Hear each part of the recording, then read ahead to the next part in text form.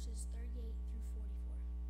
Listen now for the word of God, as it is proclaimed by God's servant, the evangelist Mark.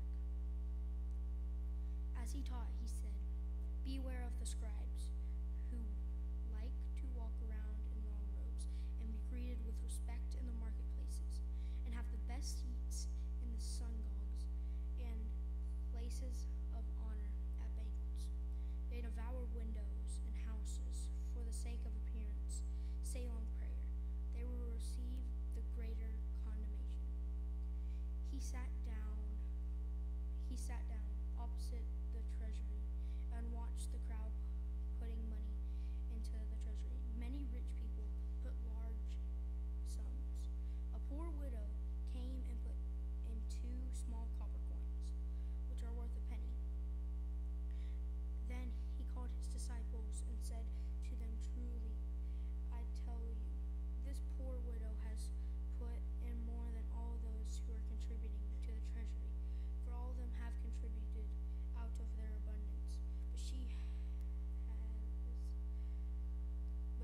out of her poverty has put in everything she had, all she had to live on." The word of God for the people of God. Thanks be to God.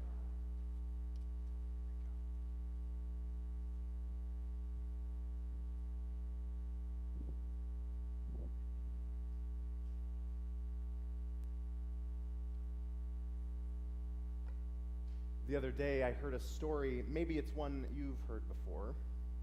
It's the story of a farming and ranching community out in the middle of nowhere. It was a town that depended on the steady rising and setting of the sun, the dependable changing of the seasons, and enough rain each year to germinate seeds and fill the wells and stock tanks. That's how you know it's in Texas, because it's stock tanks and not ponds.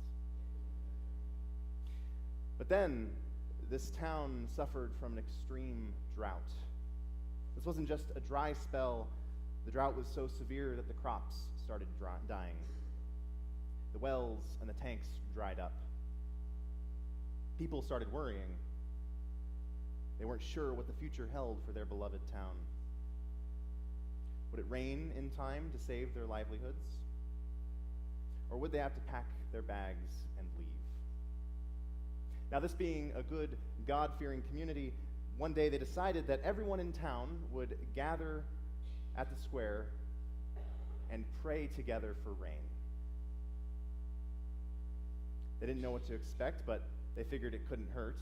And so, after church one Sunday, everyone in town showed up to meet and pray. Everyone dressed in their Sunday best.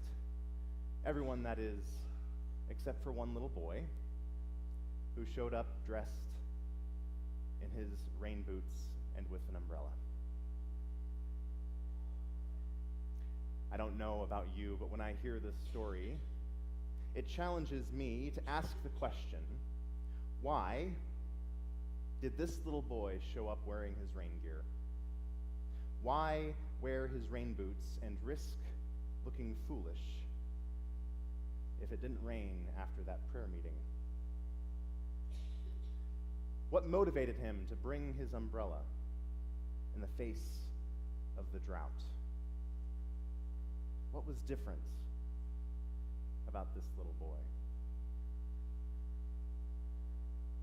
To answer that question, I turn to the Gospel of Mark and the story that we read just a moment ago. Jesus had just called out the scribes, the religious and legal experts of his day, for their misplaced priorities. With their long robes and long prayers, they desired and enjoyed being the center of attention.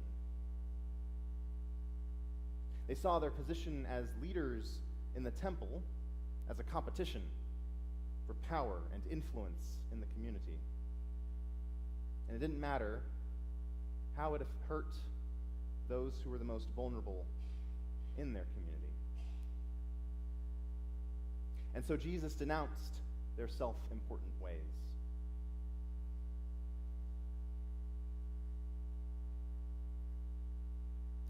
That's when he sat down and he watched people coming forward to put money into the treasury.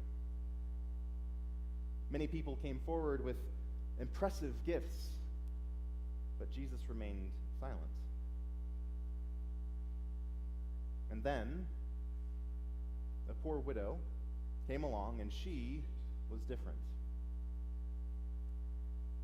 She dropped 2 small copper coins in the temple treasury. I doubt anyone would have noticed her or her gift if Jesus hadn't lifted her up. Make no mistake, she knew the reality of her situation. As a widow, she knew the pain of loss, grief, and heartbreak. As someone who lived in poverty, she knew what it was like to live with the constant ache of hunger and the shadow of uncertainty, living on the edge. And she knew that those 2 small coins represented everything she had in the world. She knew that it would be wiser or more prudent to save those coins, or at least use them to buy some bread instead. I don't know about you, but I'm wondering why she didn't invest those coins. After all, at the very least, investing would have made more sense. Sorry about that. Even with that harsh reality before her, she gave those 2 coins to God, not knowing where her next meal would come from, not knowing what her future might hold, not knowing if it would make a difference. She simply gave in a way that was different from everyone else. Unlike the self-righteous scribes that Jesus condemned, this widow didn't give for show. Unlike the wealthy who drew attention to themselves with their large donations, she gave just 2 copper coins, all she had to live on. And in doing so, she gave her life to God. I don't know why this widow gave so much out of her poverty, out of what little she had, while so many gave little from the abundance that they had. Maybe she gave because she remembered that every good gift comes from God. By giving those 2 coins, this widow was recognizing that they were never hers to begin with. Those 2 coins were an expression of God's grace. And in response to that grace, she gave thanks. Maybe she gave because she trusted that God would give her each day her daily bread. In the end, we'll never know exactly why she gave. But I think it's because she knew something that the scribes and religious experts didn't.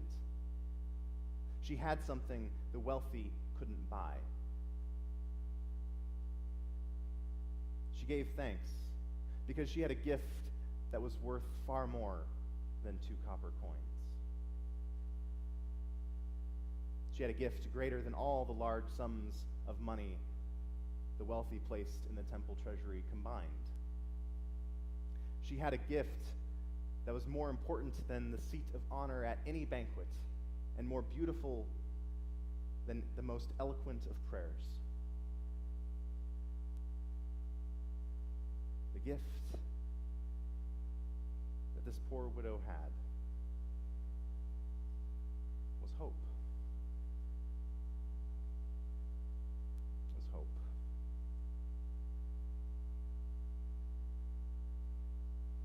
She placed her 2 coins in the temple treasury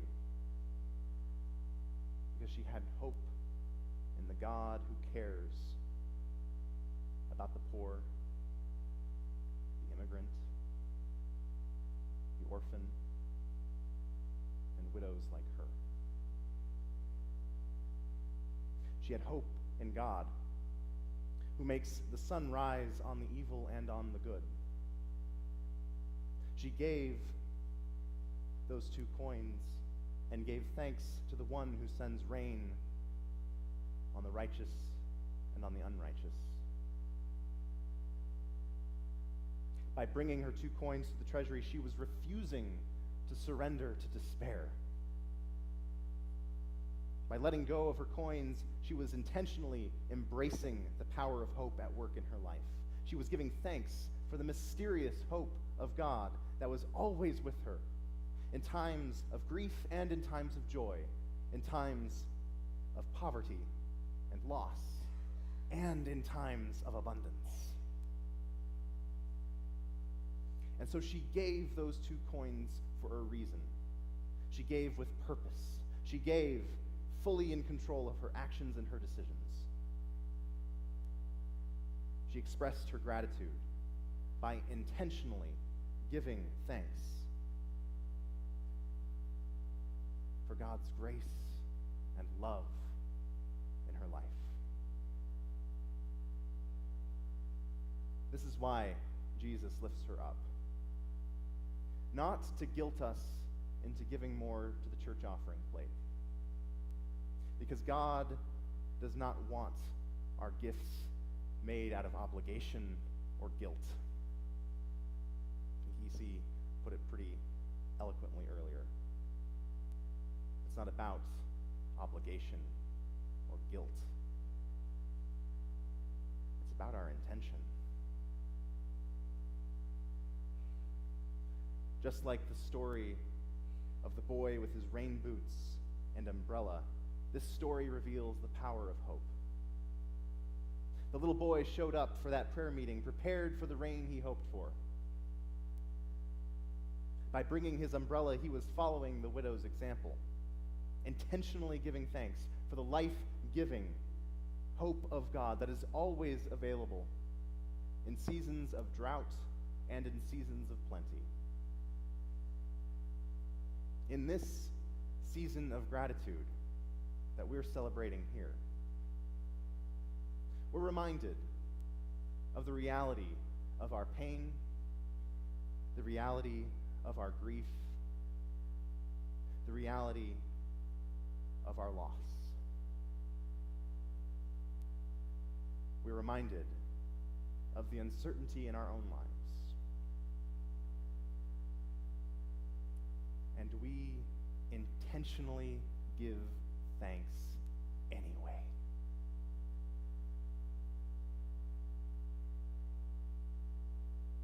Because as people of faith, we have the same hope that the widow and the little boy had. Hope is powerful, and it can change the world. Our hope comes from God and the faith we have in how the world is and how it will be. We have hope in the promises of God who brings good news to all people, who brings healing and renews life. We have hope in the promises of God who sets us free from all that which keeps us from living with joy and peace. We have hope in the power of God that we see on display in every sunrise and sunset, and that we feel with every breath that we take. We have hope in the power of God who calls us all, no matter where we have come from, no matter where we go from here, beloved children of God.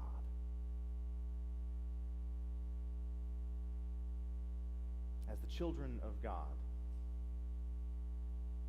we have hope that one day compassion will overcome apathy. We hope for the day when God's justice will roll down like waters and righteousness like an ever-flowing stream. We have hope even when we encounter hate in our lives and in our world, because we know hate and evil do not have the last word. One day, love will win. And for that hope, for that love of God, we intentionally give thanks. We take action, intentionally giving with kindness towards those who we might otherwise ignore. We give our time, our talents, our gifts, our service, and our witness. We give it all to God with the hope that God will use us to transform the world, starting right here in Clay County. I have hope when I see how we care for members of our community who are sick, who are grieving. I have hope when I hear kids wiggling in the pews, and when I hear about how children and youth are growing in their relationship with God through Sunday school. I have hope every time we gather for worship together, every time we gather for a fellowship meal. I have hope when I hold my daughter in my arms, when I look out from this place. Not only do I see the beloved children of God, I see opportunities to give thanks for the hope of God I see before me. And to my side, I can't forget about you, choir. And for all of this hope, I intentionally